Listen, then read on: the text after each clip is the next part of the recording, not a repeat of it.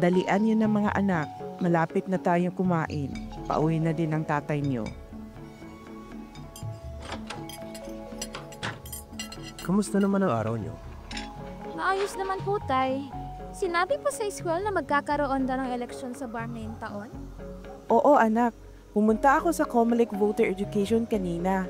Ipinaliwanag sa pinuntahan ko na ang eleksyon sa BARM ay matutuloy na ngayong taon.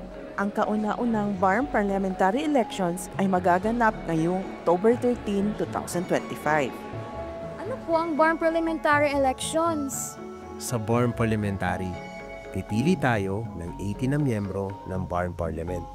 Ang 80 na pipiliin natin ay magmumula sa Regional Parliamentary Political Party, Parliamentary District Representatives, at iba't ibang sektor. Ano po ang ibig sabihin ng parliamentary? Ang natutunan ko, sa isang parliamentary government, binoboto ang mga miyembro ng parlamento. Kapag nahalal sila, pipiliin ng mga miyembro ng parlamento wala sa kanila ang pinuno ng gobyerno. Sa kaso ng BARM, ito ang Chief Minister.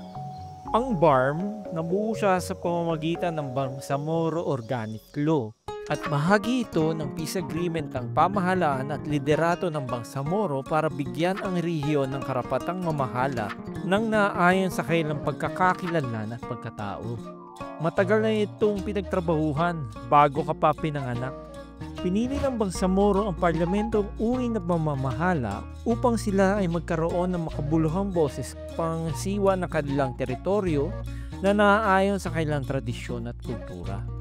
Isa pang mahalagang bagay, may batas laban sa political dynasty sa BARM.